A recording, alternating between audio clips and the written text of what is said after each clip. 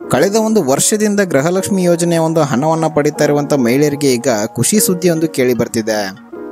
ಹೌದು, ಗೃಹಲಕ್ಷ್ಮಿ ಯೋಜನೆಗೆ ಈಗ 1 ವರ್ಷ ತುಂಬಿದೆ. ಸೊ ಈ ಒಂದು ಕಾರಣಕ್ಕೆ ಈಗ ಲಕ್ಷ್ಮಿ ಹೆಬ್ಬಾಳ್ಕರ್ ಅವರಿಂದ ಖುಷಿ ಸುದ್ದಿ ಒಂದು ಕೇಳಿ ಬರ್ತಿದೆ.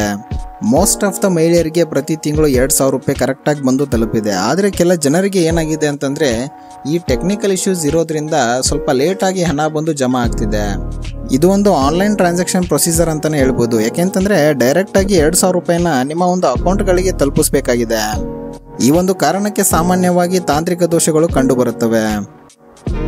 ಹೀಗಾಗಿ ಜೂನ್ ತಿಂಗಳವರೆಗೂ ಎಲ್ಲ ಮಹಿಳೆಯರಿಗೆ ಪ್ರತಿ ತಿಂಗಳು 2,000 ರೂಪಾಯಿ ಬಂದು ತಲುಪಿದೆ. ಆದರೆ ಜುಲೈ ಮತ್ತು ಆಗಸ್ಟ್ ತಿಂಗಳ ಒಂದು ಕಂತು ತಲುಪಿಲ್ಲ ಅಂತ ತುಂಬ ಜನ ಕಂಪ್ಲೇಂಟ್ ಮಾಡ್ತಿದ್ದಾರೆ.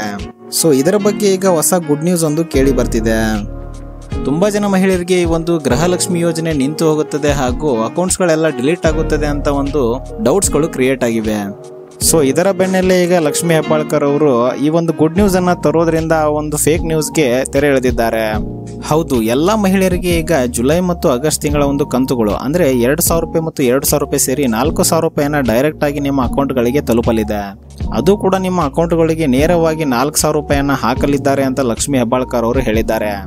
ತುಂಬಾ ಮಹಿಳೆಯರು ಜೂನ್ನ ತಿಂಗಳ ಒಂದು ಕಂತನ್ನ ಪಡೆದಿದ್ದಾರೆ. ಆದರೆ ಜುಲೈ ಮತ್ತು ಆಗಸ್ಟ್ ತಿಂಗಳ ಕಂತು ಇನ್ನೂ ಕೂಡ ಬಂದಿಲ್ಲ. ಹೀಗಾಗಿ 2 ತಿಂಗಳ ಕಂತನ್ನ ಒಂದೇ ಸಾರಿ 4,000 ರೂಪಾಯಿಯನ್ನ ಅಕೌಂಟ್ಗಳಿಗೆ ಹಾಕಲಿದ್ದೇವೆ ಅಂತ ಲಕ್ಷ್ಮಿ ಹೆಬ್ಬಾಳ್ಕರ್ ಅವರು ಹೇಳಿದ್ದಾರೆ.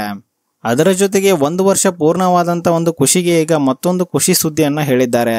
ಅದೇನಪ್ಪ ಅಂದರೆ ಮಹಿಳೆಯರು ತಮ್ಮ ಒಂದು 2,000 ರೂಪಾಯಿ ಅಮೌಂಟನ್ನು ಯಾವ ರೀತಿ ತಮ್ಮ ಜೀವನದಲ್ಲಿ ಯೂಸ್ ಮಾಡಿದ್ದಾರೆ ಅನ್ನೋದನ್ನು ಇನ್ಸ್ಟಾಗ್ರಾಮ್ನಲ್ಲಿ ರೀಲ್ಸ್ ಮಾಡಿ ಅಪ್ಲೋಡ್ ಮಾಡಬೇಕಾಗಿದೆ.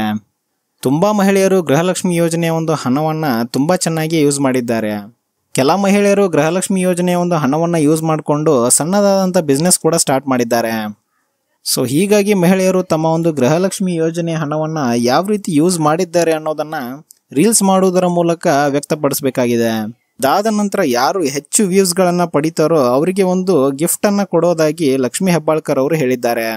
ಸೊ ಯಾರ್ಯಾರಿಗೆ ರೀಲ್ಸ್ ಮಾಡೋದು ಇಷ್ಟ ಇದೆಯೋ ಅವರು ರೀಲ್ಸ್ ಮಾಡೋದ್ರ ಮೂಲಕ ಗಿಫ್ಟನ್ನು ಪಡೆಯಬಹುದು. ಆದರೆ ಗಿಫ್ಟ್ ಏನು ಅಂತ ಲಕ್ಷ್ಮಿ ಹೆಬ್ಬಾಳ್ಕರ್ ಅವರು ಹೇಳ್ಕೊಂಡಿಲ್ಲ.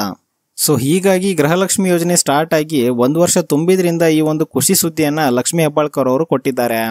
ಸೊ ಇದ್ರ ಬಗ್ಗೆ ನಿಮ್ಮ ಒಪಿನಿಯನ್ಸ್ ಹಾಗೂ ಡೌಟ್ಸ್ಗಳಿದ್ರೆ ನಮಗೆ ಕಾಮೆಂಟ್ ಮೂಲಕ ತಿಳಿಸಿ. ಸೊ ಇದೇ ಥರದ ವಿಡಿಯೋಸ್ಗಳಿಗಾಗಿ ನಮ್ಮ ಚಾನಲ್ನ ಸಬ್ಸ್ಕ್ರೈಬ್ ಮಾಡಿ ಹಾಗೂ ವಿಡಿಯೋನ ಲೈಕ್ ಆ್ಯಂಡ್ ಶೇರ್ ಮಾಡಿ. Thank you so much.